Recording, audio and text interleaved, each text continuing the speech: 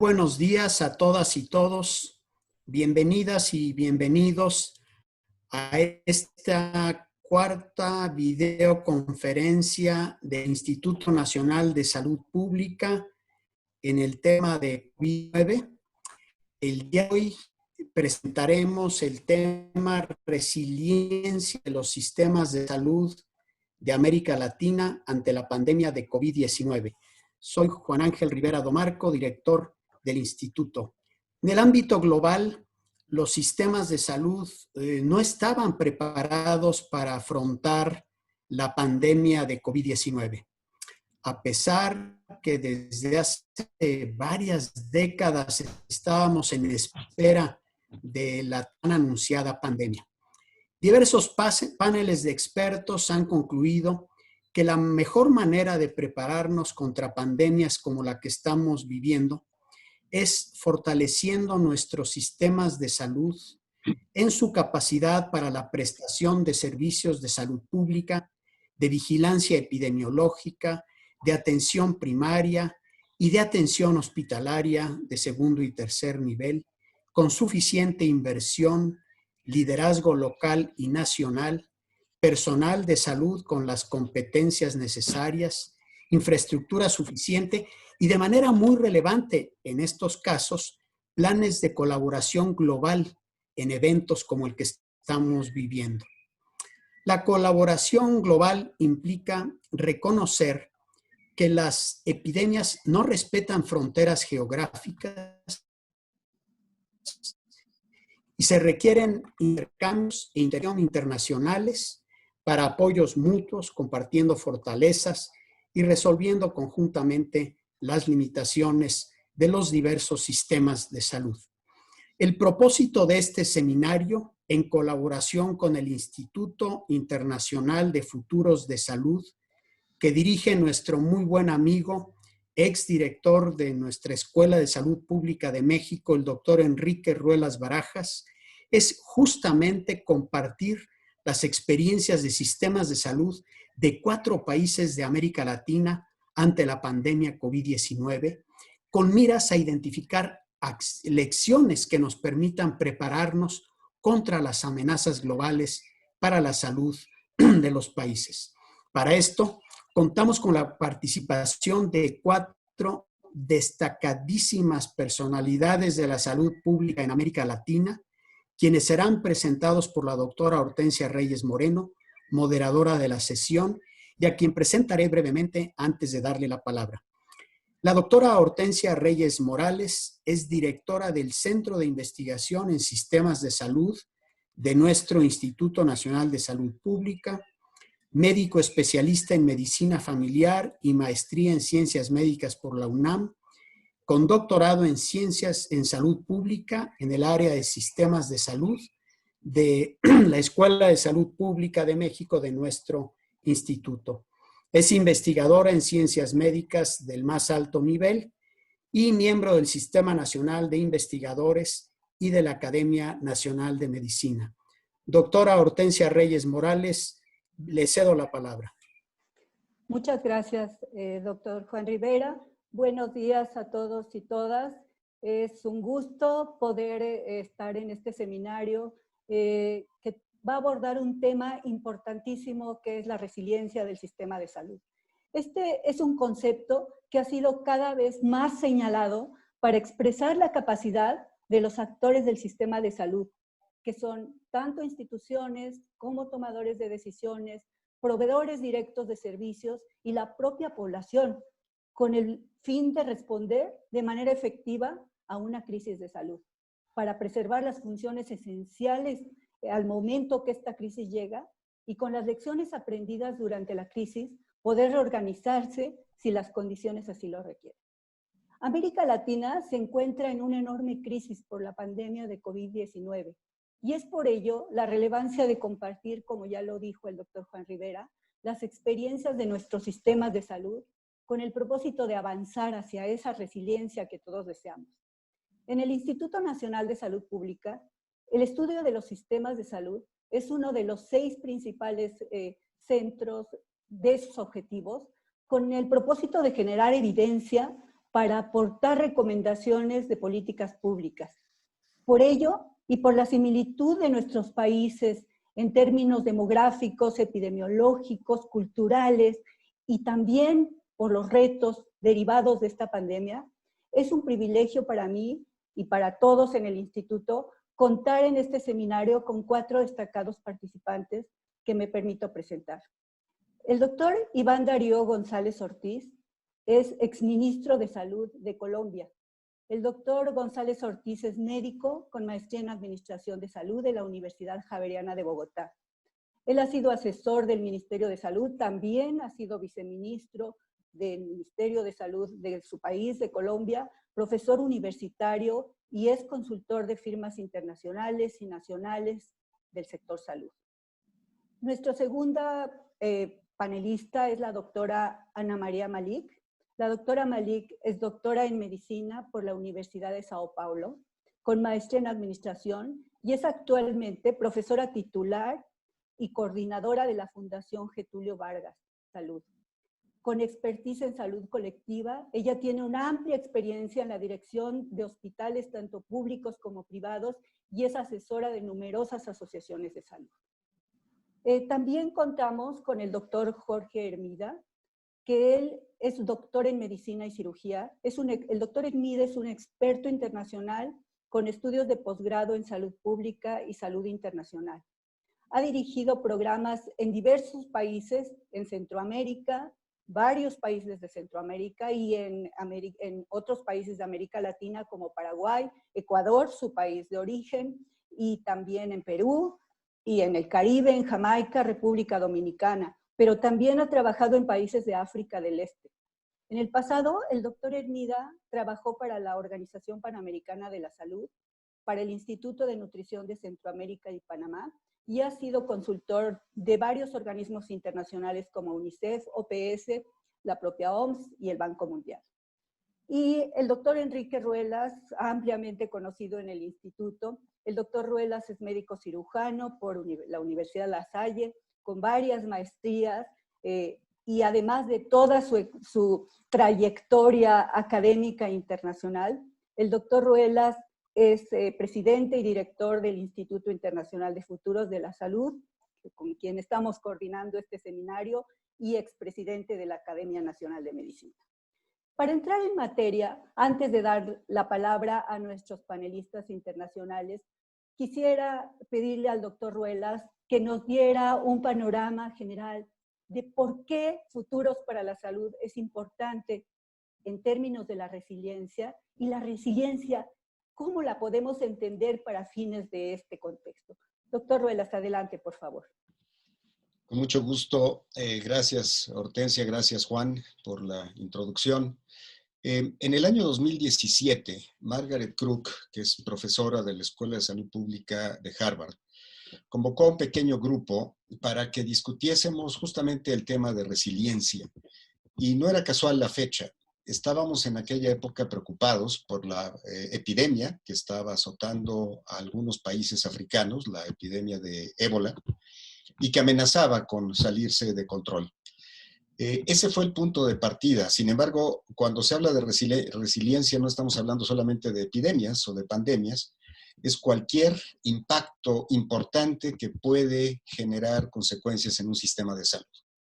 Puede ser un terremoto, puede ser un tsunami, puede ser un huracán.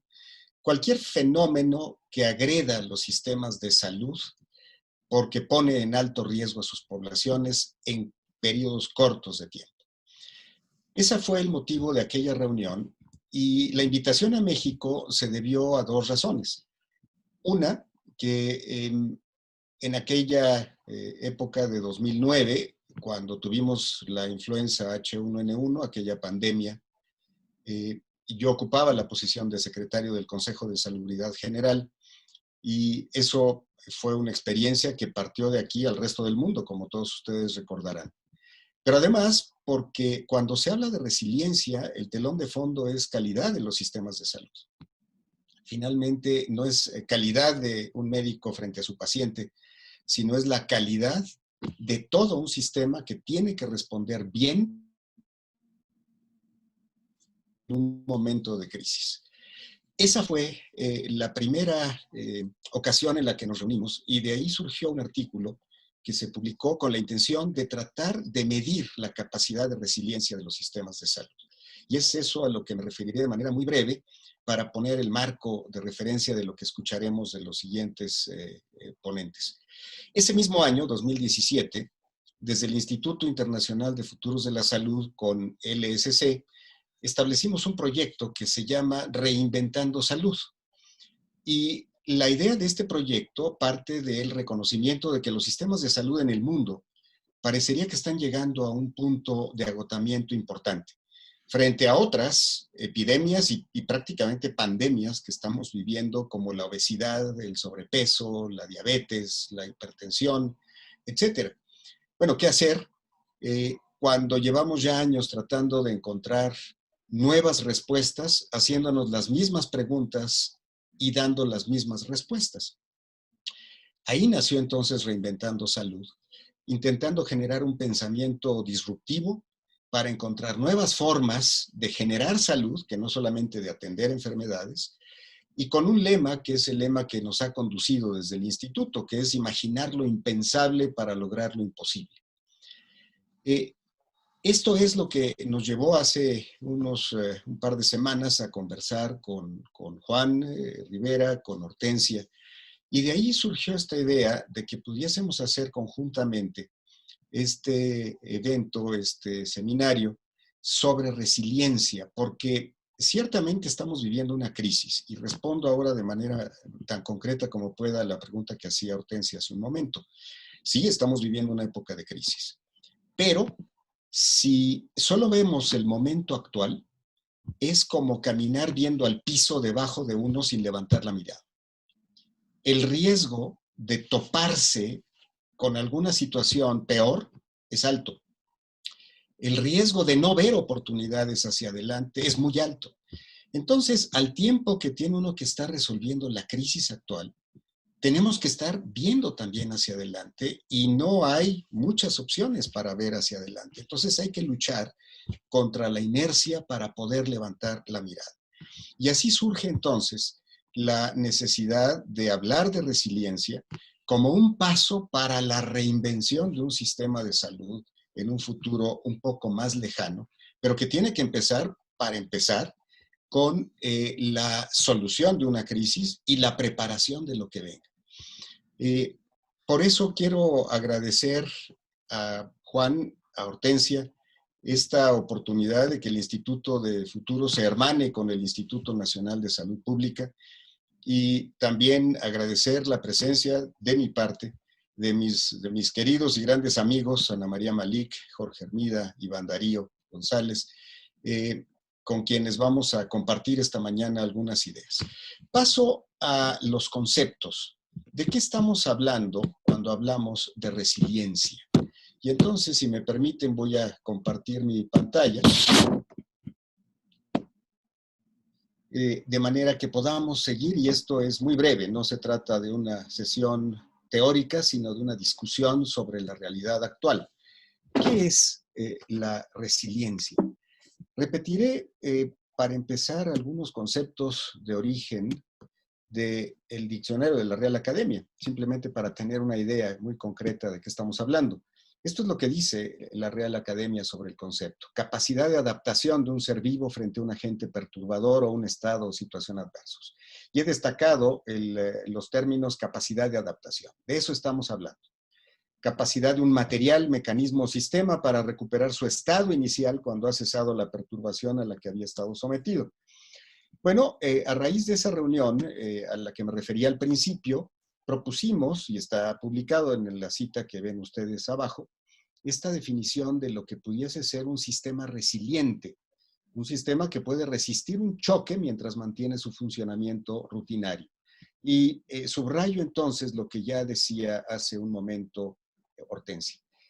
Es la capacidad de actores, de instituciones y de población para prepararse y responder efectivamente a una crisis, para mantener las funciones principales durante esa crisis, aprender las lecciones y reorganizarse si las condiciones lo requieren.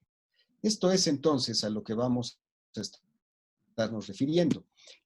¿Qué caracteriza a un sistema resiliente? Y seguramente nuestros ponentes van a abordar estos aspectos, si no de manera exhaustiva, porque cada país está teniendo su propia realidad, sí de alguna manera tratando de analizar qué características tienen esos países como para poder aprender entre todos las lecciones que nos permitan avanzar hacia un sistema resiliente. Tiene que ser un sistema adaptable. Esto es, transforma sus operaciones para mejorar su función, actúa sobre la evidencia y la retroalimentación, alienta una respuesta flexible para adaptarse a la situación, debe ser autorregulable, aísla las amenazas a la salud, minimiza la disrupción de los servicios esenciales, puede accesar a una capacidad de reserva. Estoy seguro de que en la medida en la que voy leyendo esto y ustedes lo van siguiendo, están haciendo sus conjeturas sobre lo que estamos viviendo hoy, en todo el mundo, por cierto. Es un sistema diverso, aborda no solamente la crisis, sino la variedad de problemas de salud que finalmente siguen existiendo, no desaparecen, y al mismo tiempo brinda servicios de calidad que satisfacen esas necesidades de la población. Es un sistema consciente, rastrea las amenazas a la salud de la población, mapea las fortalezas y las debilidades y conoce los recursos disponibles. Finalmente, es un sistema que está integrado, permite la colaboración, coordinación entre gobierno, sector privado y entorno global, entre diferentes sectores y con las comunidades. Esto tiene finalmente una base que debe ser muy sólida, un liderazgo y una política nacional claras, una infraestructura y una política de salud pública muy sólida y una fuerza laboral comprometida con una coordinación global. Esto es a lo que nos estaremos refiriendo como resiliencia de los sistemas de salud. Habiendo dicho eso, solamente señalo, hemos hablado durante años de fortalecimiento de los sistemas de salud. Ahora estamos hablando de resiliencia. ¿Cuál es la diferencia? La diferencia es que resiliencia hace alusión a un concepto muy dinámico. Los sistemas se pueden ir fortaleciendo. La resiliencia implica un fortalecimiento en la medida en la que se va viviendo la crisis y se va preparando para lo que sigue.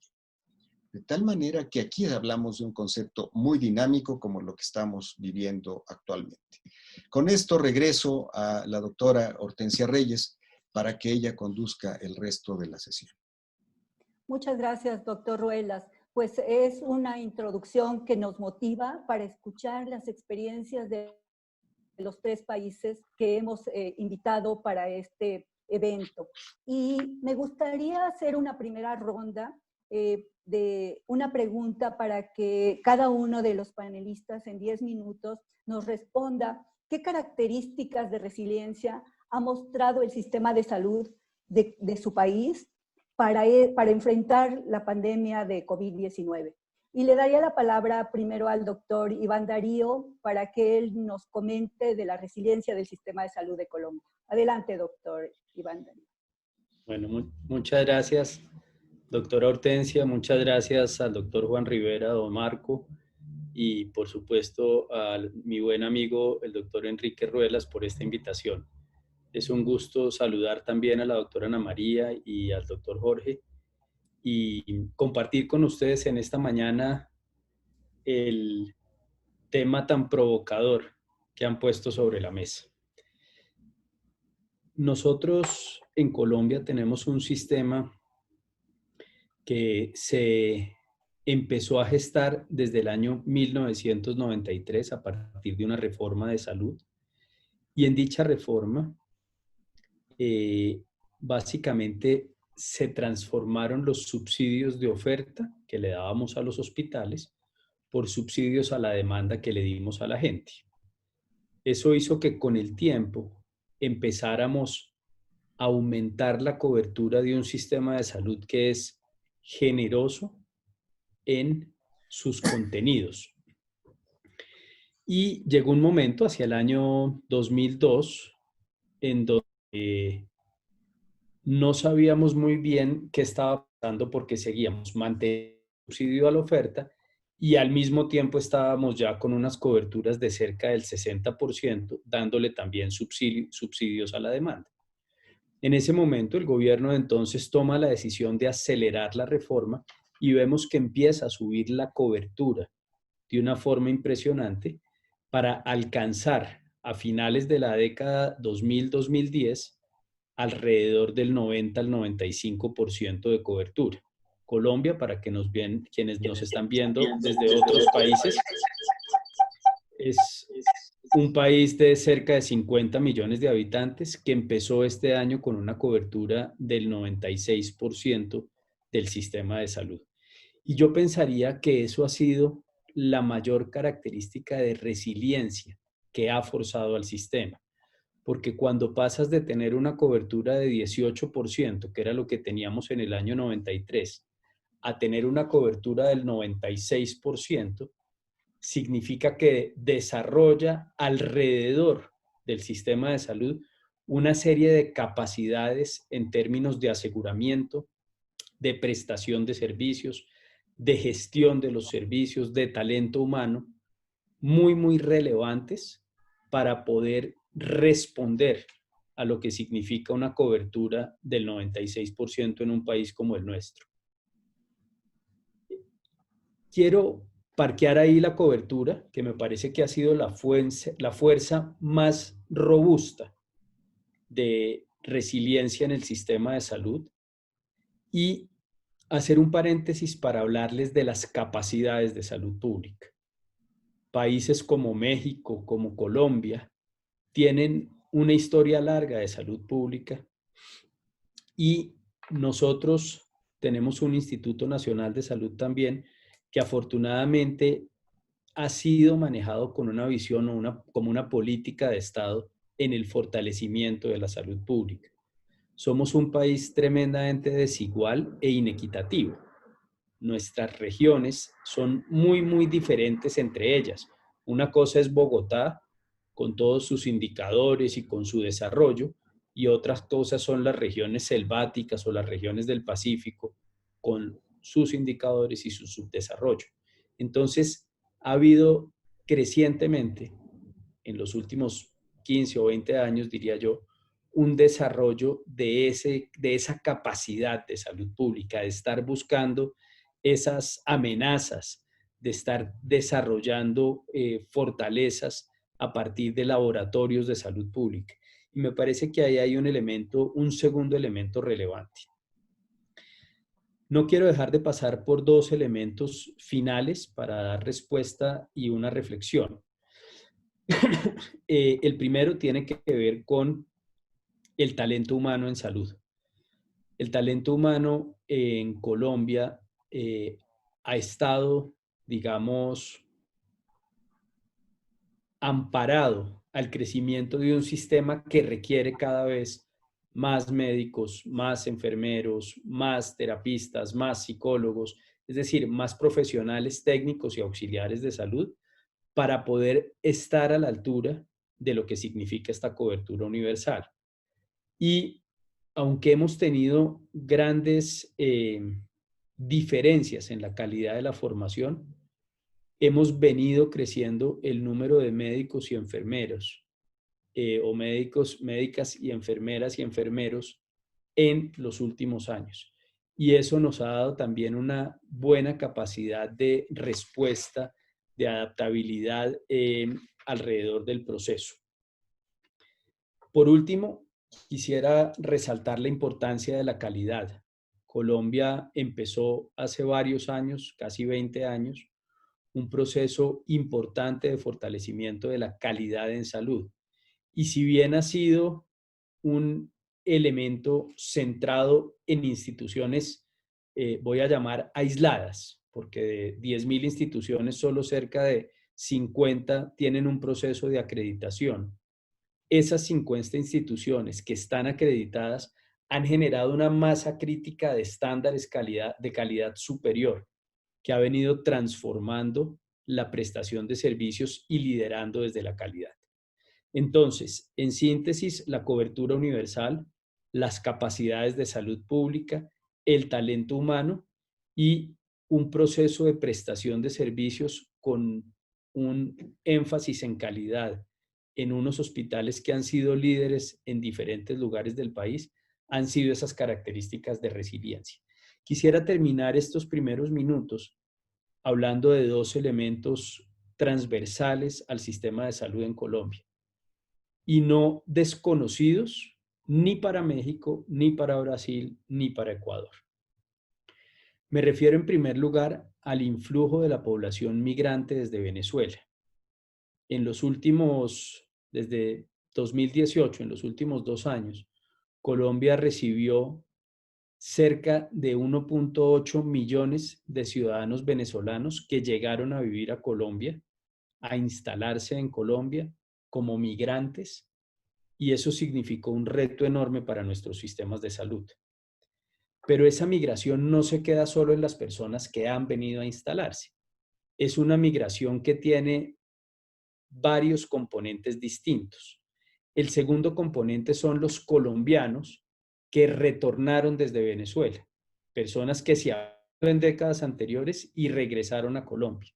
Y ahí hay otras 500.000 personas.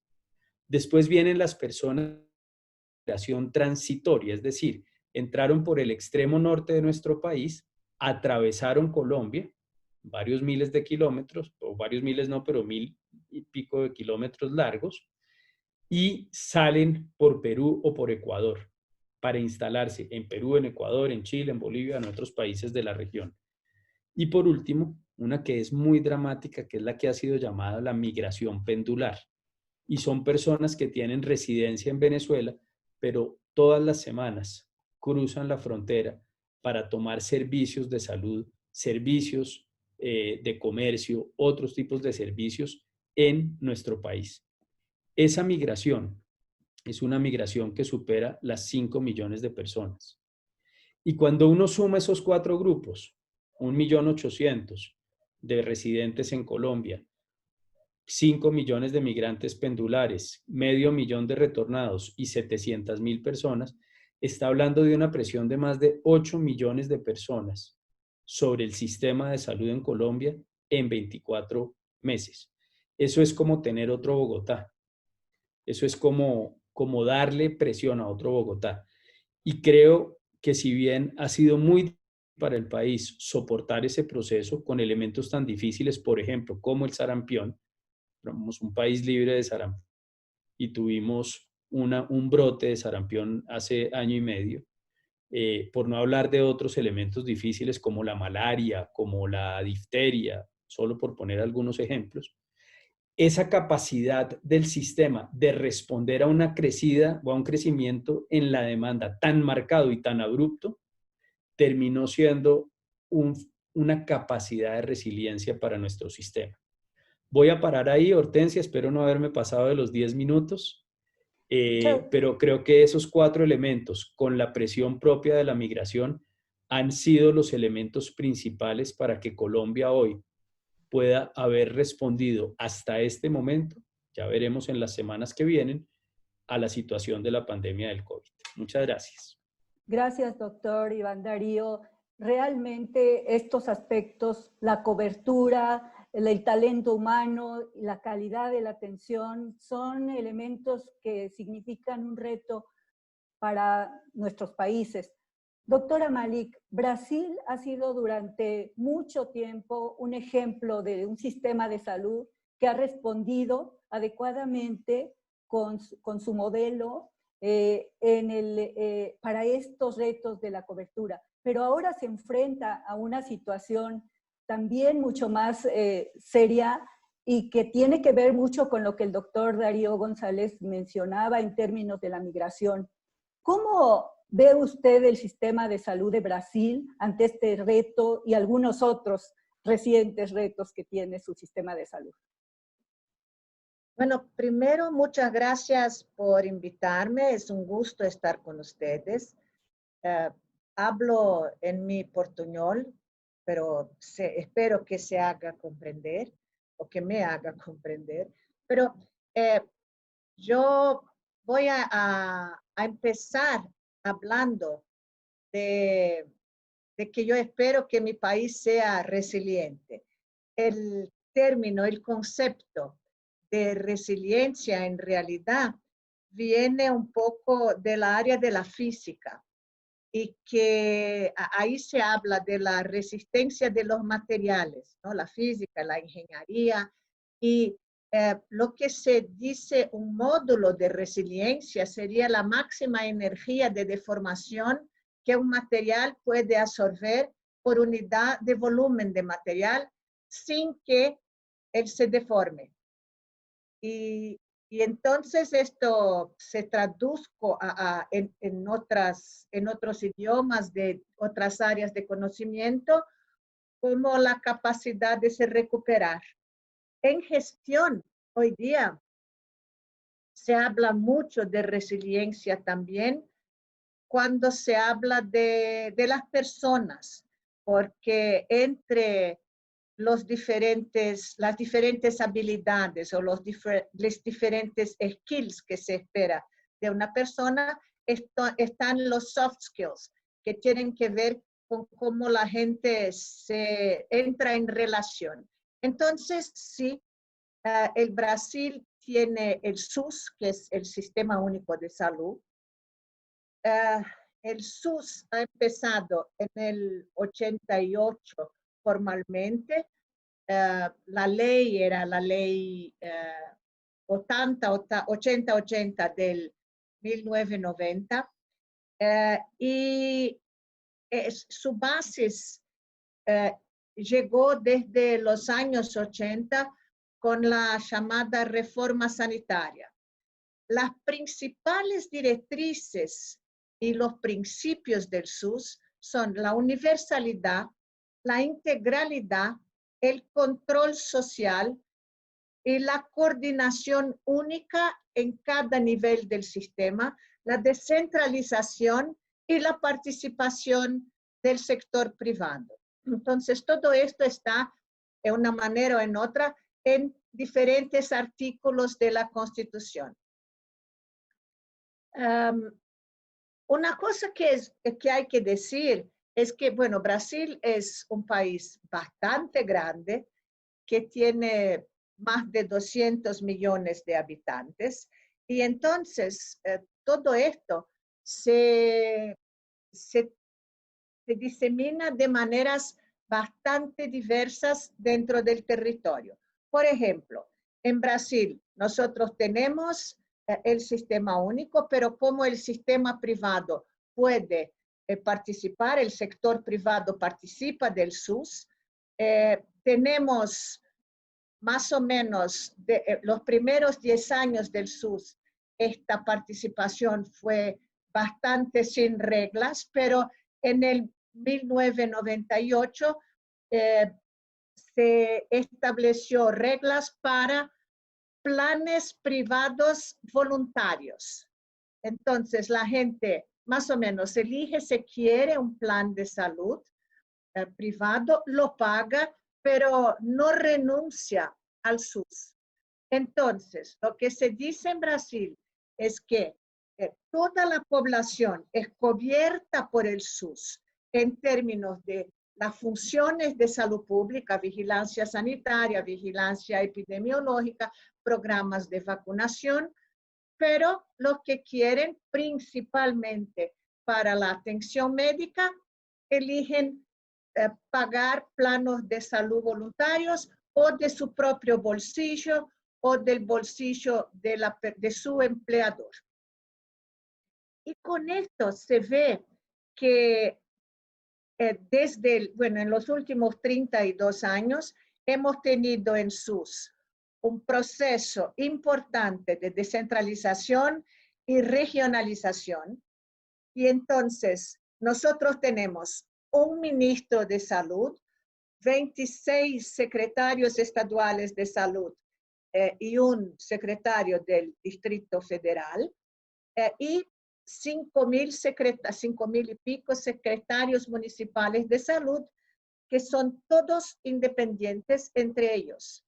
Entonces, es comando único en cada esfera de gobierno y esto significa de una manera o de otra una gobernanza muy difícil, porque la gente viene de backgrounds diversos, de partidos políticos diversos, bueno, fueran elegidos con apoyos diversos los gobernadores que indican a los secretarios, y entonces esto crea una necesidad importante de resiliencia mientras se habla de la gobernanza en las diferentes áreas.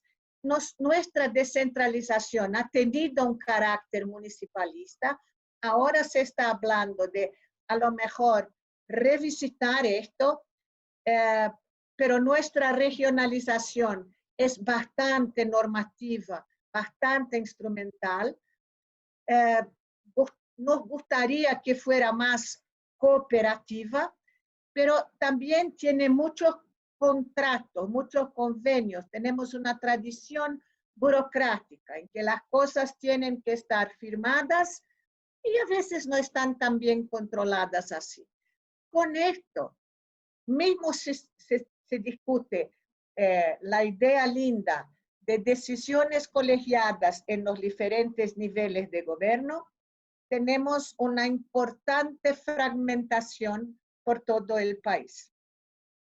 Los estados se organizan de manera más o menos diferente y el peso del sector privado también es diferente. Entonces, sabemos que hasta el 2019 teníamos algo como 25% de la población con planes de salud. 90% de estos planes eran comprados por los empleadores de los ciudadanos, pero un 10% del bolsillo. Pero ahora, con la pandemia, mucha gente está perdiendo su empleo formal. Y esto significa que este número de 25% está llegando a los 20%. Y esto significa que también en términos de atención médica aumenta la carga de trabajo para el SUS. Cuando miramos la definición que Enrique recién presentó, que venía del artículo de la profesora Kruk, una de las cosas que está en este artículo es que los sistemas nacionales de salud son la primera línea de defensa contra crisis de salud. Entonces, sí, Brasil con SUS está mejor de lo que podría porque tenemos un sistema nacional universal que tiene como compromiso la protección de su población contra riesgos de salud. Pero como todos los sistemas grandes y burocráticos, también es bastante rígido y no es rápido para adaptarse.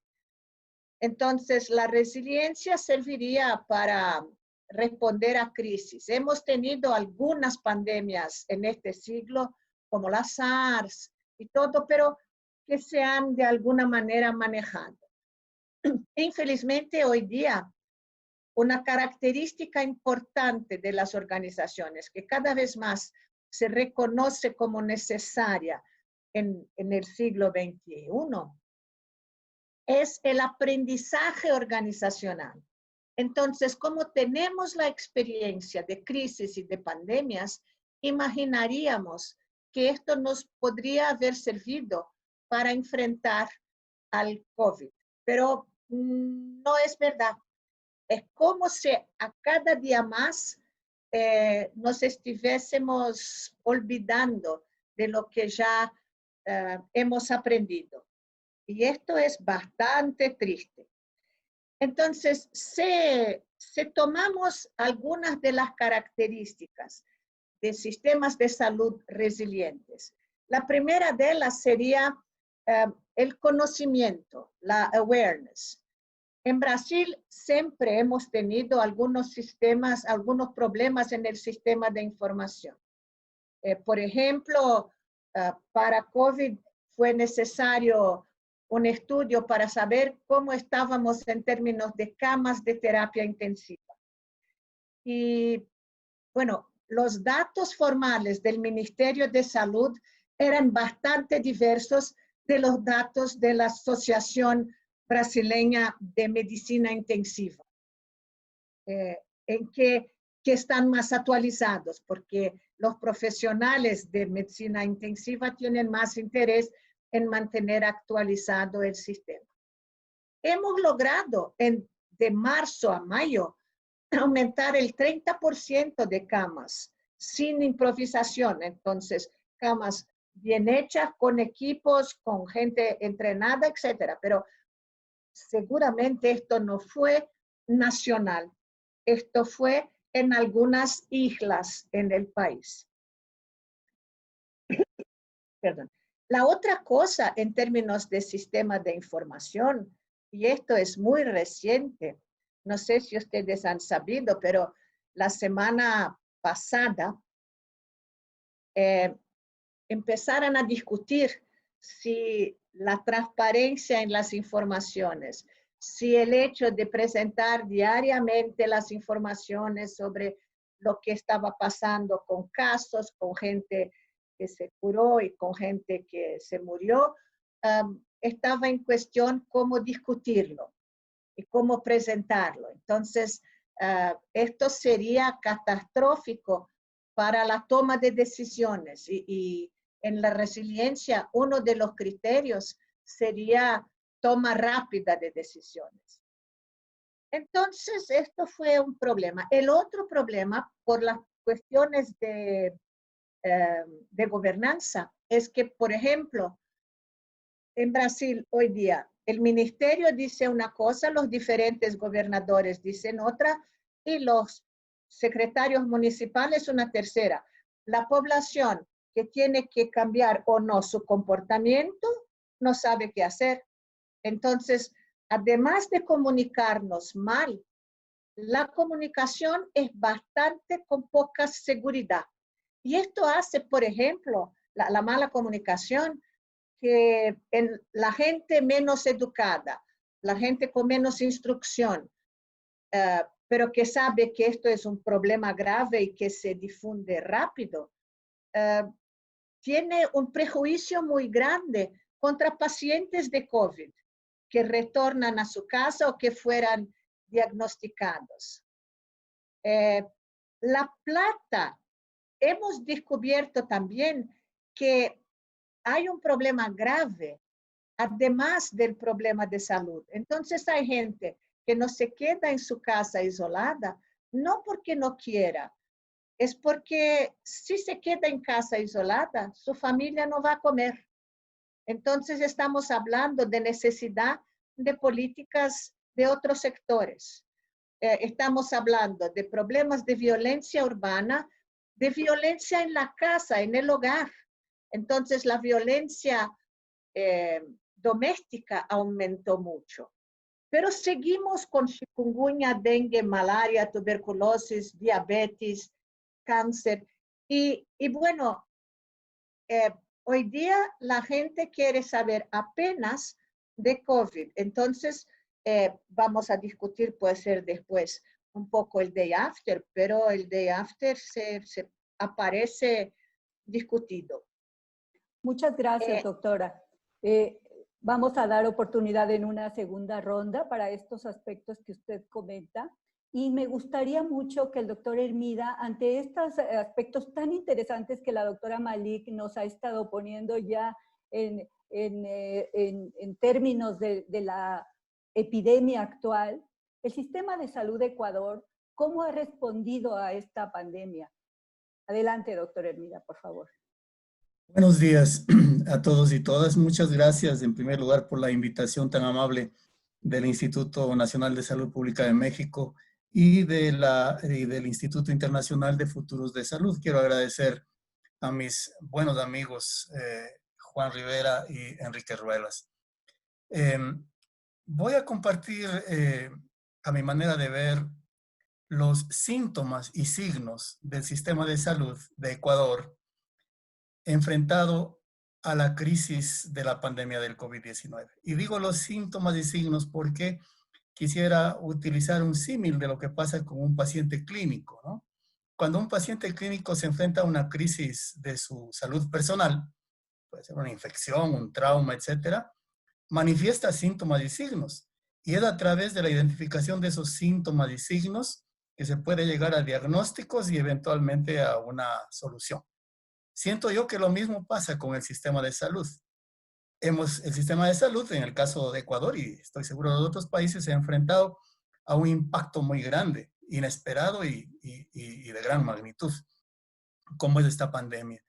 Y eso ha desnudado las debilidades y tal vez también las fortalezas de los sistemas de salud, pero a nosotros nos interesan las debilidades, porque si logramos identificar las debilidades, si logramos analizarlas, entonces podremos hacer una deducción lógica de cuáles podrían ser eventuales futuras maneras de resolver esos problemas. Yo creo que es un poquito optimista hablar de un sistema de salud en el Ecuador. No creo que hay un verdadero sistema de salud en el Ecuador. Lo que hay son tres grandes instituciones o sectores que en el papel se llaman sistema. El uno es el Ministerio de Salud Pública, que ofrece servicios de salud financiados por los impuestos nacionales y que no se cobran. El segundo es la Seguridad Social, que obviamente ofrece servicios de salud y cobertura a los empleados públicos y privados. Y el tercero es el sistema privado, que opera pues a través de un mecanismo comercial con la venta de servicios de salud. Entre los servicios gratuitos del Ministerio de Salud y el sistema privado hay una gran sobreposición. Repito, en el papel se llama sistema de salud, pero en la práctica es un poco discutible o es bastante discutible argumentar que operen como un verdadero sistema. Entonces, estos tres elementos llamados sistema de salud en el Ecuador se vieron enfrentados a responder a la epidemia. Y yo quiero poner en pantalla nada más unas notas porque me ha parecido interesante poder seguir de una manera un poquito ordenada los componentes que Enrique mencionaba, que los debemos considerar cuando hablamos de resiliencia de un sistema de salud. Entonces, en la primera columna de la pantalla que ustedes están viendo, aparecen las características que debería tener un sistema resiliente de salud. Esto es algo ideal, ¿no? Entonces, está en la primera columna. Y en la segunda columna, mucho más ancha del lado derecho, yo he tratado de sintetizar algunas de las dificultades que estoy llamándoles signos y síntomas que han aparecido en el sistema de salud de Ecuador en estos últimos 2 o 3 meses. Entonces, en cuanto a manejo y análisis de la información, por ejemplo, se ha desnudado una deficiente vigilancia epidemiológica y una dificultad importante para que las decisiones que se toman en política pública frente a la pandemia estén basadas en un verdadero sistema de vigilancia epidemiológica. Obviamente, cada uno de estos síntomas y signos que se muestran acá tendría que ser analizado en profundidad hasta desentrañar cuál es el origen estructural en el sistema de salud. No vamos a tener tiempo para hacerlo el día de hoy, pero eso es una tarea que estoy seguro nos corresponde a los que trabajamos en el área de salud pública en nuestros respectivos países, para, tomando el hilo conductor de cada uno de estos síntomas y signos, empezar a preguntarnos, ¿por qué? ¿De dónde se origina, por ejemplo, una deficiente vigilancia epidemiológica? ¿Dónde están las explicaciones para que esto suceda así? En cuanto a la capacidad de respuesta ágil con intervenciones adecuadas que debería tener un sistema resiliente, vemos que, por ejemplo, el liderazgo en el sistema de salud fue muy débil.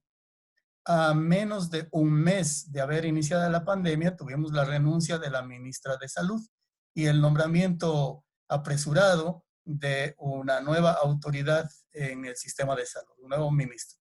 Este cambio en plena pandemia, pues tiene sus razones y sus consecuencias.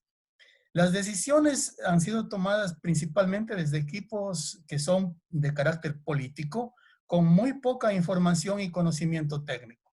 Las decisiones más importantes han sido tomadas por el llamado Comité Operativo de Emergencia a nivel nacional, el COE nacional, que no tiene conocimiento, no tiene expertos en salud pública o en epidemiología y que se ha nutrido muy débilmente de este conocimiento técnico para su toma de decisiones. La toma de decisiones así ha sido débil, tímida, rígida y lenta. Les pongo el ejemplo de lo que pasó en Guayaquil, creo que es de conocimiento internacional, la epidemia, el pico explosivo que hubo en Guayaquil a fines de marzo y comienzos de abril. Pues muy pocos días antes de esta explosión de casos y de muertes en Guayaquil, las autoridades de esa provincia ecuatoriana se reunieron y tomaron las decisiones, por ejemplo, de permitir un partido de fútbol en el estadio más grande de la ciudad de Guayaquil, con varias decenas de miles de personas que participaron de este evento deportivo y que con toda seguridad fueron agentes transmisores de contagio. La adquisición de equipos e insumos fue lenta y burocrática y la comunicación social muy débil. ¿Qué podemos decir? ¿Qué síntomas y signos evidenció y sigue evidenciando el sistema de salud ecuatoriano frente a la capacidad de ajustar alianzas y colaboraciones, que es una característica muy importante de un sistema de salud resiliente? Creo yo personalmente que uno de los aspectos más llamativos en este sentido ha sido la nula apertura a la participación de la sociedad civil organizada. Mi país, el Ecuador, tiene históricamente una gran fortaleza en cuanto a las organizaciones sociales de base, de muchos sectores, de sectores de empleados públicos, indígenas, de trabajadores, organizaciones religiosas, organizaciones de mujeres, etc. La sociedad civil en su base tiene una fortaleza muy grande en cuanto a sus organizaciones. Las organizaciones de la sociedad civil desde el inicio de la pandemia han estado pidiendo y clamando para que se les dé un rol en los procesos de control de la pandemia. Esto no ha sucedido. La sociedad civil ha sido mantenida al margen de las acciones de control de la pandemia. Han habido relaciones conflictivas del gobierno central con los gobiernos locales, en particular, por ejemplo, en la ciudad de Guayaquil, en donde mientras el gobierno de la ciudad tomaba decisiones, el gobierno nacional tomaba otras decisiones completamente diferentes.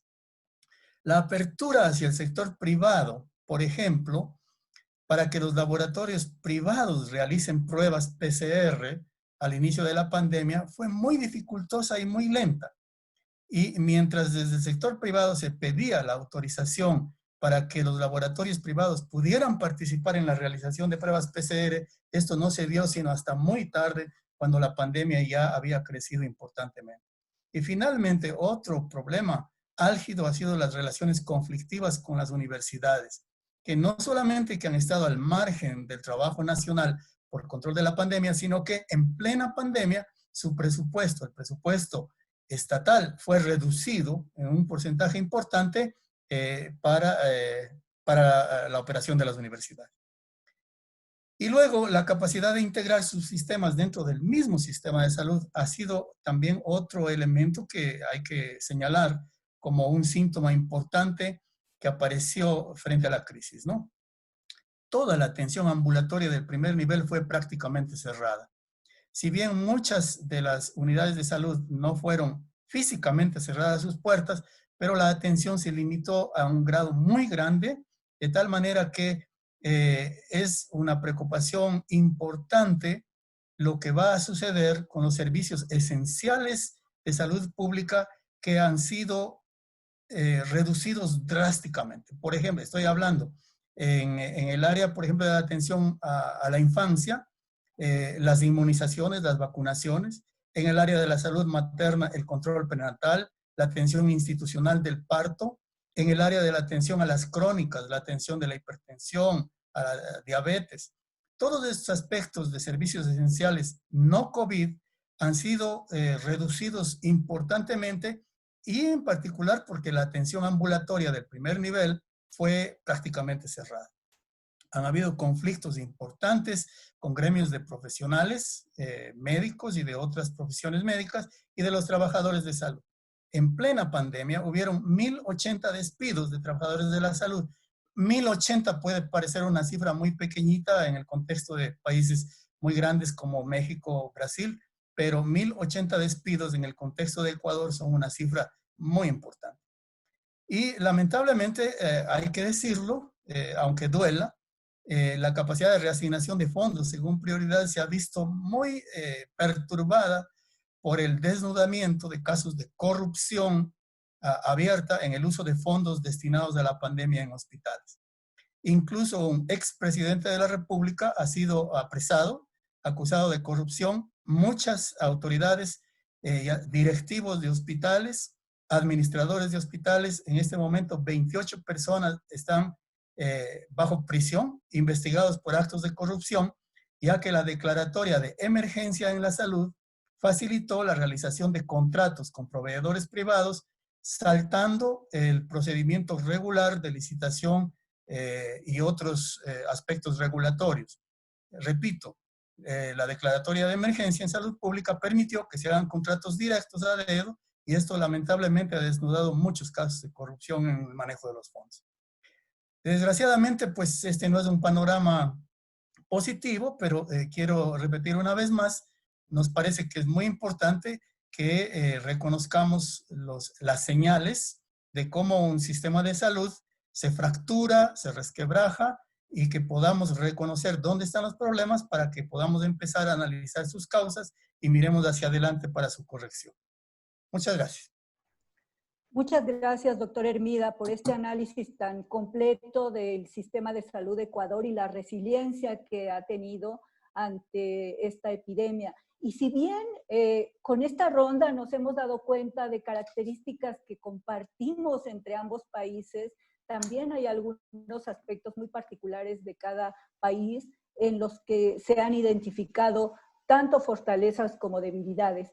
Ante todo esto, me gustaría ahora en la segunda ronda poder escuchar de ustedes qué esperaríamos como resiliencia de sus sistemas de salud en términos de lo que se pronostica como una segunda ola de COVID. Todavía estamos en plena primera ola, pero no parece que esta pandemia pueda terminar definitivamente. Eso es algo que ya prácticamente se ha admitido. ¿Qué podríamos esperar, dadas las condiciones de nuestros sistemas de salud, que tuviera que fortalecerse para poder lograr una mejor respuesta y una mejor resiliencia ante este tipo de crisis?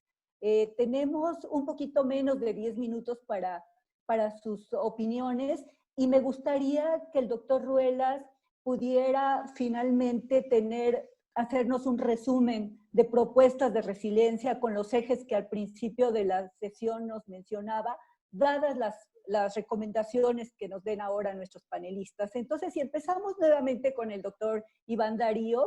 Doctor, ¿usted cómo ve que tendría que fortalecerse la resiliencia en Colombia para mejorar la respuesta ante esta epidemia que no parece terminar nunca? Pues yo empezaría por el primer brote, porque en Colombia todavía estamos, digamos, creería yo que por diferentes medidas, en una fase de ascenso a ese pico de la pandemia. El día de ayer ya tuvimos 3.500 casos, hemos tenido en los últimos 8 días, 2 días de más de 3.000 casos. Nuestra capacidad de respuesta es mejor que la de algunos países de la región en términos de pruebas por millón de habitantes, pero todavía insuficiente frente a lo que debiera ser. Estamos haciendo menos pruebas de las que debiéramos. Entonces yo no voy a separar, Hortensia, entre el siguiente pico de la pandemia y porque yo creo que para Colombia los días que vienen van a ser días de enormes retos. Yo quiero reiterar mi optimismo por las características de resiliencia que dije en la primera sesión de preguntas. Sin embargo, quisiera tocar 5 temas que me parecen relevantes para lo que falta y para lo que viene. En primer lugar, algo tocó el doctor Hermida, algo tocó la doctora Ana María, pero me parece que la dificultad en construir, Enrique, una visión de país para afrontar la pandemia es fundamental. Mientras el gobierno nacional quiere salirse del debate entre salud y economía para ubicarlo en un punto medio donde se pueda proteger la vida y la salud de las personas, pero al mismo tiempo reactivar de manera paulatina los sectores. Hay mandatarios locales que están empeñados en tenernos encerrados a cambio de proteger la vida. Pero la verdad es que sin salud no va a haber desarrollo, pero sin desarrollo tampoco hay salud. Y aquí hay una preocupación profunda de lo que han significado en estos meses la suspensión de tratamientos de pacientes oncológicos, la suspensión de los seguimientos de los pacientes con enfermedades crónicas, vacunas en niños y adultos que no se han puesto, cirugías selectivas o cirugías esperando una reprogramación que no ha llegado. Es decir, la carga de salud pública, por no hablar de un tema dramático en Colombia y creo que en el mundo, que es el tema de salud mental, que no se cuenta. A diferencia del coronavirus, donde todos los días sabemos cuántos miles van llegando, no tenemos un contador de depresión, de ansiedad, de intentos de suicidio, pero creo que tenemos una profunda afectación por la dificultad que hemos tenido en crear esa visión. Sentiría que el desarrollo de la visión es uno de los elementos fundamentales para lo que viene. En segundo lugar, voy a pasar rápido porque ya llevo 3 minutos, es la diferencia que he visto, perdón, entre las narrativas de las personas de salud, que usualmente tienen mucha credibilidad, y las narrativas de la salud pública. Cuando los médicos están dentro de los hospitales sufriendo estas situaciones tan emocionalmente duras, como atender pacientes con COVID, con pocas camas, con una incertidumbre alta, con temor de contagiarse, terminan expresando esa angustia del ámbito hospitalario y pasándola al tema general de salud pública. En Colombia, más del 90%, el 93% de las personas que hemos tenido COVID ha estado en su casa y está en su casa tranquila y se está recuperando. Pero la narrativa desde el hospital es una narrativa muy fuerte y es una narrativa que requiere un esfuerzo general por hacer una mejor comunicación de riesgo. Yo creo que esta visión apocalíptica nos hace daño. En tercer lugar, creo que hay una enorme en las inequidades estructurales del país. Es decir, lo decía en la primera respuesta, la diferencia entre Bogotá, Cali, Medellín, Barranquilla y el resto de las regiones es abismal para la respuesta a la pandemia. Barranquilla, que es una de las ciudades con capacidad, ya está enfrentando muchos problemas. ¿Qué podemos decir de ciudades más aisladas, como algunas de las ciudades del Pacífico colombiano? Entonces, me parece que hay que trabajar en eso y quiero empatarlo con el cuarto punto, que es el cuarto punto asociado a la atención primaria. Nosotros hemos hecho un esfuerzo enorme como país por buscar ventiladores en un mercado complejo, enredado, escaso, pero creo que tenemos que hacer un mayor esfuerzo por fortalecer los mecanismos de atención primaria, por buscar dónde aislar a las personas que viven hacinadas en hogares de 6, 7, 8 personas, por buscar dónde aislar a los migrantes venezolanos que viven en unas condiciones muy precarias. Entonces, me parece que falta un discurso fuerte, fuerte, fuerte en atención primaria. Y finalmente, diría que para mejorar nuestra capacidad necesitamos seguir haciendo un esfuerzo en dos sentidos. Uno, mejorar la capacidad de pruebas, de hacer pruebas, cambiar la definición de caso para no estar probando solo en sospechosos, enfermos o sus contactos, sino hacer pruebas masivas a la población en diferentes lugares. Y en segundo lugar, fortaleciendo la capacidad de nuestros hospitales con todo lo que se requiere. Son hospitales que llevan 100 días a media marcha, pero con una capacidad por encima del 100% esperando pacientes que todavía no llegan, que han tenido un problema de caja relevante y que necesitan todo el apoyo para estar sólidos y robustos en el momento en que lleguen. Paro ahí. Gracias, doctor Iván Darío. Pues grandes retos y propuestas muy relevantes que me gustaría continuar comentando la doctora Malik. Por favor, doctora Malik, en el caso de Brasil, ¿qué fortalezas usted considera que debe de tener el sistema de salud para seguir enfrentando lo que viene con esta epidemia? Bueno, A mí me parece que lo que sería necesario sería volver a tener una política de salud. Yo, yo les presento un poco la situación brasileña. Como yo soy una gestora de salud, yo voy a hablar de un indicador que conocemos bien todos, que sería, por ejemplo, algo que se usa en hospitales, el promedio de estancia. El promedio de estancia de nuestros ministros de salud en Brasil es de 16 meses. En este gobierno hemos tenido el primer, que era el ministro Mandetta, que se quedó exactos 16 meses. Después, él se fue porque se peleó con el presidente lo sacó, y el presidente puso un otro que se quedó 28 días, entonces el promedio bajó.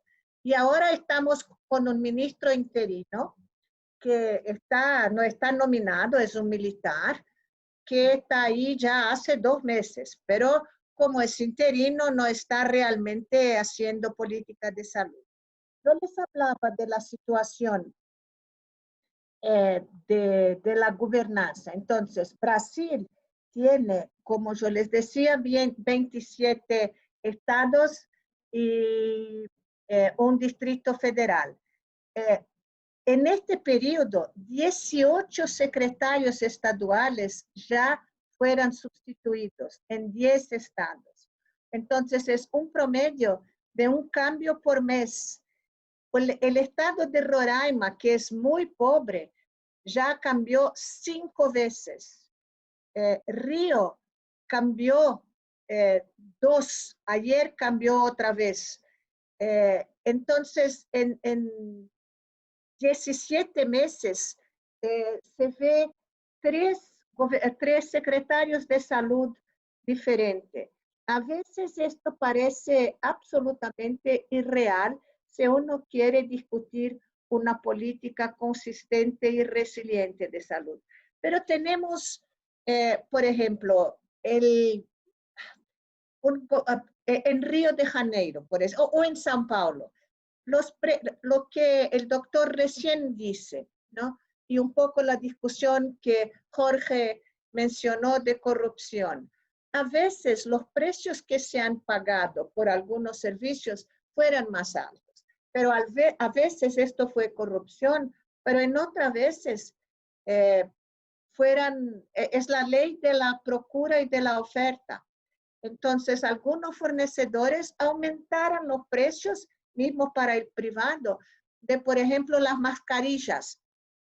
¿Por qué? Porque si toda la gente quiere comprar y a veces no hay tantas disponibles, las cosas se quedan un poco más difíciles. El otro problema que nosotros tenemos es la financiación. Si no logramos tener más plata para la salud y está congelada, esto tendrá consecuencias importantes. Entonces, volvemos a lo mismo. La primera cosa necesaria será reconocer si tenemos la segunda ola. Entonces, hoy día todavía se discute si estamos o no saliendo bien de la primera. Y esto es un reflejo en todas las áreas, en las escuelas, en los clubes deportivos, mismo en manifestaciones públicas contra o a favor de nuestro presidente, ¿no? Entonces, la gente en manifestaciones populares es muy difícil estar lejos uno del otro. Si tenemos 2 simultáneas, bueno, peor. Entonces, yo veo con mucho miedo el salir de la primera ola y la llegada de la segunda. Pero yo soy optimista, entonces puede ser que las cosas mejoren. Yo no veo signos y síntomas muy fáciles, muy claros para mejorar. Pero hasta ahora, por lo menos, seguimos teniendo el SUS. Entonces, el SUS es hasta hoy un seguro en términos de que alguna organización del sistema existe, pero es lo que existe. Gracias, doctora Malik. Doctor Hermida, a partir de su análisis tan agudo que nos ha presentado de Ecuador, ¿cuáles serían las prioridades del sistema de salud para poder enfrentar el futuro cercano con esta epidemia? ¿Cómo no? Bueno, en medio de todas las malas noticias que nos ha traído la pandemia y de los síntomas y signos que ha desnudado en el sistema de salud, me parece que hay que tener una mirada, como decía Enrique, hacia el futuro, de que se puede mejorar. Y yo vería eso en dos momentos. Uno, de manera más o menos inmediata, porque la pandemia no ha terminado y al contrario, en la mayoría de las provincias de Ecuador más bien está creciendo. Ese es un primer momento inmediato, pero un segundo momento a más largo plazo, porque muchos de estos signos y síntomas de debilidad, de falta de resiliencia del sistema, son de causa estructural, que no se van a poder resolver en semanas ni en meses, sino que van a requerir la toma de conciencia y la toma de voluntad política de sectores que trabajan y que trabajamos en la salud pública del Ecuador para poder identificar cuáles son los cambios estructurales que es necesario hacer.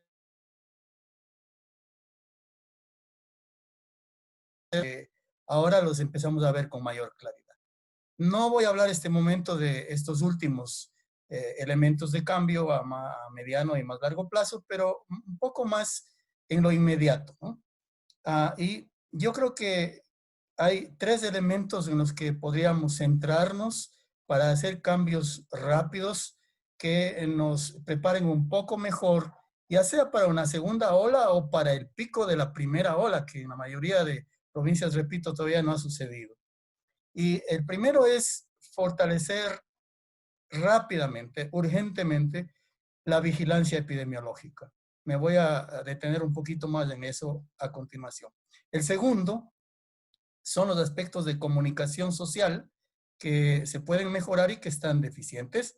Y el tercero es urgentemente reparar los lazos de convergencia y de confianza con la sociedad civil, con los gobiernos locales y con las instituciones. En cuanto a lo primero, no me voy a demorar más de unos 3 o 4 minutos más. En cuanto a la vigilancia epidemiológica, lo primero para fortalecerla es hacer que la vigilancia epidemiológica se nutra de la ciencia de la epidemiología y de los datos. No puede haber vigilancia epidemiológica con opiniones, como lamentablemente está sucediendo ahora en el Ecuador.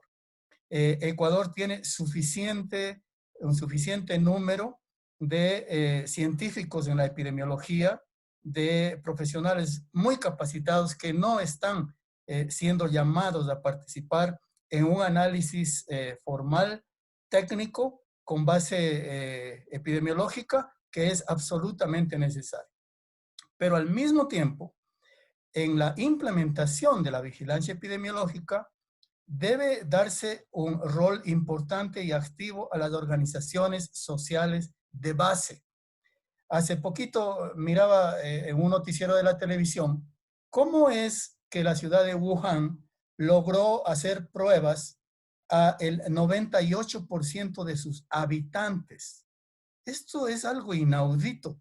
Me llamó la atención. ¿Cómo puede lograrse hacer pruebas a millones de personas en un tiempo tan corto? Y la explicación es que solamente se lo pudo hacer porque se movilizó a los directorios o a los comités de dirección barriales de la ciudad de Wuhan. Solamente así se pudo multiplicar la capacidad operativa de un sistema haciendo uso de las organizaciones en la base misma de la sociedad. Las organizaciones sociales de base están reclamando ese rol y es una fortaleza que no se ha movilizado y que debe hacerse. Finalmente, en la práctica, en cuanto a la vigilancia epidemiológica, finalmente en la práctica se trata de identificar los casos positivos a través de aumentar el número de pruebas PCR y una vez que estos han sido identificados, lograr que efectivamente hagan un periodo de aislamiento tanto ellos como los contactos cercanos. ¿Cuál es el problema? El problema es que cuando se identifica un caso positivo PCR, se le recomienda la mayoría de ellos no están graves, la gran mayoría, el 80%, no están graves, se le dice, señor, señora, usted tiene una prueba positiva de PCR, no está usted grave, vaya a su casa y cumpla 2 semanas de aislamiento. Pero la mayoría de ellos son personas pobres, que se van angustiados porque les han dicho que tienen una prueba de PCR positiva y que tienen que encerrarse en su casa 2 semanas. Tal vez se encierran un día o 2 días. Al tercer día tienen que salir a la calle a vender sus productos para poder comer. Y lo hacen. Y no hay ningún mecanismo, ni siquiera de control, peor de apoyo. Entonces, deben haber mecanismos de apoyo para que el aislamiento a los positivos y sus contactos pueda realizarse en la realidad práctica de la sobrevivencia diaria que la mayoría de las personas pobres necesitan resolver a través de sus actividades de comercio informal, que es vender productos en la calle, en los mercados, etc. Si es que no se resuelven estos mecanismos de apoyo al aislamiento, los positivos, por más que haya pruebas, por más que haya vigilancia epidemiológica, seguirán saliendo a la calle y seguirán contagiando. Eso en cuanto a vigilancia. Comunicación social. Deben haber mecanismos de transparencia en la comunicación social, de tal manera que el público realmente sea informado con la verdad. Y finalmente, la reparación de los lazos que están rotos, fracturados. En primer lugar, con los gobiernos locales, en segundo lugar, con las instituciones del sector de la salud y finalmente con la sociedad. Es necesario que los casos de corrupción sean ejemplarmente sancionados y que la sociedad pueda volver a creer en la capacidad de conducción y liderazgo de las autoridades del sector de la salud. Muchas gracias. Pues muchas gracias, doctor Hermida. No es fácil, todas estas propuestas que ustedes han hecho son verdaderamente un reto. Tenemos muchas preguntas, no va a dar tiempo de responder a todas. Yo les pediría a nuestros panelistas que si pudieran responder algunas para al final tener un poquito de tiempo para al menos comentar unas 2 o 3. Por el momento quisiera darle la palabra al doctor Enrique Ruelas para que nos comentara su punto de vista sobre estas propuestas y un resumen en general de lo que nuestros panelistas han expresado. Adelante, Enrique, por favor.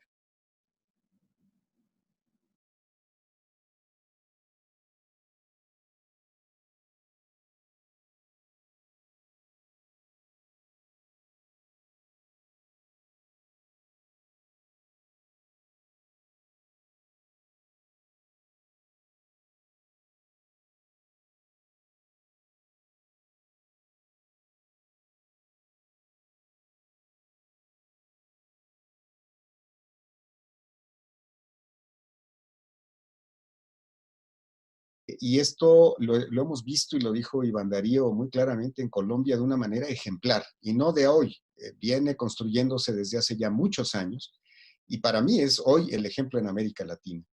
2, gobernanza.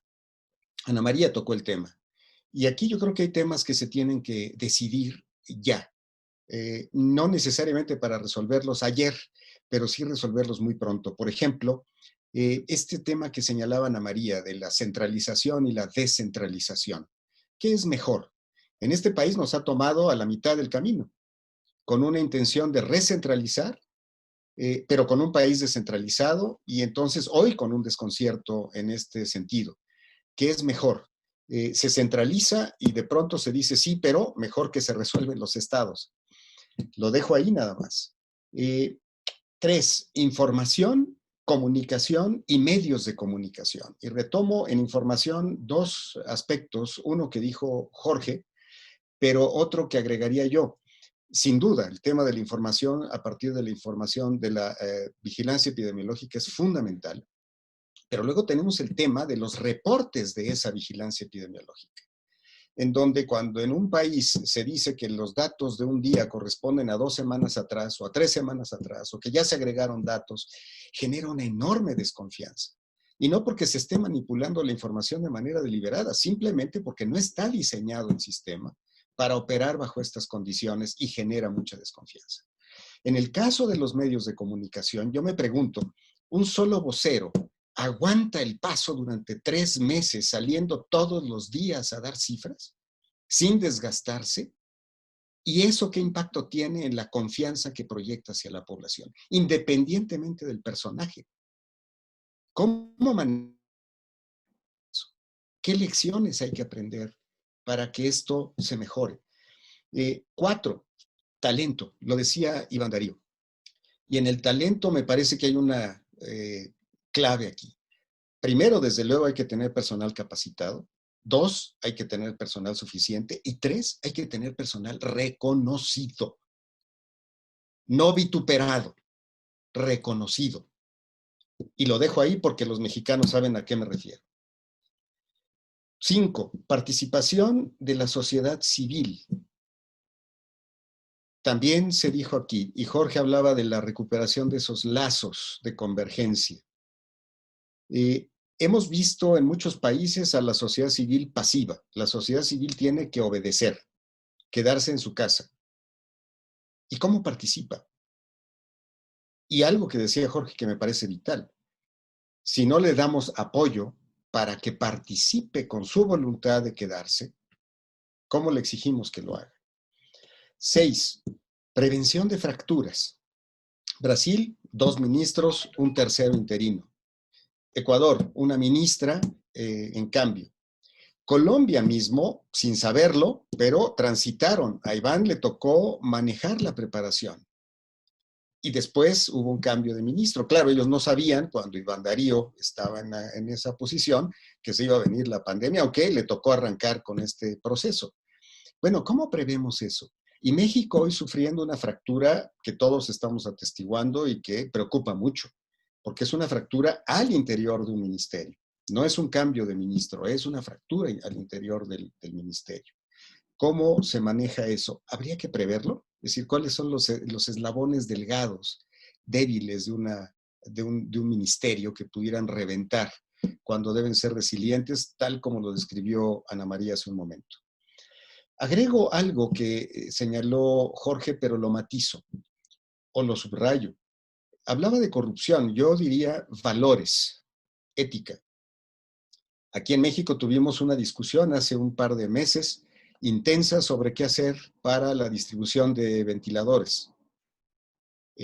Bueno, si no estamos preparados en los términos de ética en general, pues nos vemos sometidos a tensiones importantes sobre la marcha. No se diga el tema de la corrupción. Atención primaria, ya lo señalaba Iván Darío. Y Ana María dijo el day after. ¿Qué va a pasar después? ¿Cómo nos vamos a encontrar a los pacientes diabéticos que no pudieron ir a consulta? A los pacientes hipertensos que no pudieron ser atendidos, a los pacientes de cáncer que no pudieron recibir sus tratamientos oportunamente. Eso hay que preverlo. Pero como no sabemos si va a haber una segunda ola o si esto va a continuar meses, más nos vale empezar a pensar en esto. Y con eso voy a concluir en mi 12º punto. 9, pruebas. Yo diría detección oportuna, enfocada y precisa. Estas discusiones de pruebas, no pruebas, sí pruebas, ¿qué tipo de pruebas? Ni siquiera nos ponemos de acuerdo todavía en eso. Cuando la gente habla en las empresas, en los gobiernos, pruebas, yo les aseguro que la mayoría ni siquiera saben que hay diferentes tipos de pruebas. Mucho menos que las pruebas son confiables, menos confiables y poco confiables. ¿Cuáles? ¿A quiénes? ¿Cuándo? ¿Dónde? Eso habría que definirlo ya también. Y me refiero en general, no estoy hablando nada más de México. Entiendo que el virus nos ha generado una enorme incertidumbre porque se está comportando de una manera impredecible. Pero bueno, pues precisamente por eso tendríamos que tomar las riendas de estos temas. 10, Iván Darío habló de los hospitales. Yo les diría aquí, lo hemos comentado Jorge, Ana María, hace unos días, el tema de la seguridad de los pacientes en los hospitales. Si bajo condiciones normales nos preocupa, ¿qué estará pasando hoy? 11, decía Iván Darío algo que me encantó, visión de país. ¿Cuál es la visión de país al salir de esto? Dentro de 2 años, dentro de 5 años. Si no hay una visión de país, nos vamos a estar tropezando todos los meses, viendo al momento actual sin levantar la vista y si levantamos la vista sin saber a dónde queremos llegar. Y 12, concluyo, solamente con una reflexión para nuestro país. ¿Puede una sola persona con todo? ¿Puede un solo funcionario con todo? Me preocupa mucho. Seguramente aquí funcionarios en diferentes instituciones, pero ¿hay alguien que pueda manejar el presente y al mismo tiempo levantar la mirada para ver el futuro? Y concluyo, ¿y quién está registrando los aprendizajes? ¿Quién está aprendiendo de esto? Concluyo, Hortensia. Muchísimas gracias, Enrique. Excelente resumen y opiniones al respecto de temas que son álgidos dentro de nuestros sistemas de salud. Tenemos 5 minutos solamente. He seleccionado 2 preguntas a reserva de que los panelistas puedan responder en privado. Hay una pregunta de Germán que me gustaría al doctor Iván Darío, su opinión. Pregunta, ¿qué buenas prácticas o lecciones podemos aprender de experiencias exitosas de manejo de la pandemia desde nuestra propia región, como la de Paraguay, para nuestros países en América Latina? Esta pregunta es interesante porque en verdad ha habido experiencias exitosas y tendríamos también que considerarlas. Doctor Iván Darío, ¿qué opina? Sí, yo creo que es una muy buena pregunta. Yo veo, digamos, diferentes elementos. Hay 6 características principales que son mi concepto, una buena respuesta. En primer lugar, una buena preparación durante la etapa de preparación. En segundo lugar, la capacidad de integrar la respuesta central con las regiones. En tercer lugar, una adecuada comunicación del riesgo. En cuarto lugar, hacer esfuerzos por incrementar el testeo. En quinto lugar, tener buenas medidas de contención en la etapa de contención. Y por último, buscar la posibilidad de usar tecnología e información como soporte para el proceso de manejo de la pandemia. A pesar de las dificultades que enfrenta, siento que Chile ha hecho un esfuerzo grande con una gran cantidad de casos diagnosticados, uno de los países con más casos por millón de habitantes, pero en términos de mortalidad tiene, digamos, menos del 2% de mortalidad, lo que muestra que su sistema ha tenido capacidad de recoger la gran mayoría de personas enfermas y tener un buen nivel o un buen desempeño frente a ese proceso. Pararía ahí, Hortensia. Muchas gracias, doctor Iván Darío. Creo que será una pregunta más y que posiblemente es una pregunta para la doctora Malik, de Miguel Ángel González Bloch. Dice, la autonomía de órdenes de gobierno habría de asociarse a una mayor flexibilidad para actuar, no a una rigidez burocrática. ¿Cómo concilia estas 2 tendencias expuestas en su presentación? Es un reto, 1 minuto, doctora, tenemos nada más.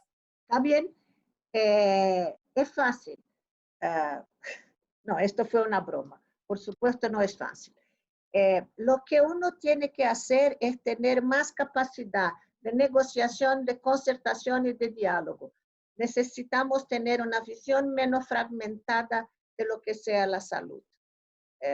Y el nivel de municipio es muy bueno, pero los municipios conforman una región más o menos homogénea. Es lo que uno puede hacer. Gracias, doctora. Creo que dará tiempo para preguntarle al doctor Hermida. Es una pregunta de María de Lourdes Dávalos. Dice, al respecto de la reconversión de las unidades médicas para atender a pacientes de COVID-19, en el marco de la resiliencia, ¿qué estrategias tendrían que tomar estas unidades para recuperar su capacidad de atención y cobertura? Que es lo que se ha estado comentando. ¿Cómo preparar al personal de salud para este nuevo cambio cuando aún no se tiene efecto del cambio anterior? Doctor Hermida. El personal de salud necesita, como dijo Enrique, me quedó grabada la palabra, ser reconocido. El personal de salud no es suficiente declararlo héroe. En la práctica tienen necesidades importantísimas que hay que cubrirlas. Quizás una de las más importantes es la de contar con equipos de protección personal suficientes que les haga sentir que el trabajo que hace el personal de salud está siendo efectivamente reconocido y de una manera práctica. Por otro lado, el personal de salud necesita ser dotado no solamente con elementos materiales, pero también con elementos del conocimiento. Esta es un fenómeno de salud completamente nuevo y cada semana que pasa vamos entendiendo mejor la epidemia, mejor el comportamiento del virus. Ese nuevo conocimiento que aparece cada día o cada semana tiene que ser socializado a través de mecanismos rápidos y masivos con todo el personal de salud, de tal manera que se pueda construir un espíritu de cuerpo y de solidaridad entre los trabajadores de la salud que les haga sentir que su aporte es un aporte valioso en medio de la pandemia. Muchísimas gracias, doctor. Pues estamos ya a las 11:30. Ha sido verdaderamente un aprendizaje que en esta hora y media nos han brindado los panelistas, nos ha brindado el doctor Enrique Ruelas con todas sus observaciones y sus comentarios. Yo quiero agradecerle que nos haya permitido coordinar de manera conjunta este seminario. A la doctora Malik, muchas gracias, doctor Iván Darío, gracias, y doctor Hermida, de verdad ha sido un placer compartir con ustedes estas reflexiones. Doctor Rivera, pues esperamos que este seminario haya sido también para todos los asistentes, pues un aprendizaje. Nos están preguntando si va a estar disponible la grabación, si se están grabando todos los seminarios y se ponen a disponibilidad de ustedes. Así que muchísimas gracias a todos y todas por haber asistido y que tengan un buen día. Muchas gracias a ustedes. Feliz día. Muchas gracias a todos. Luego.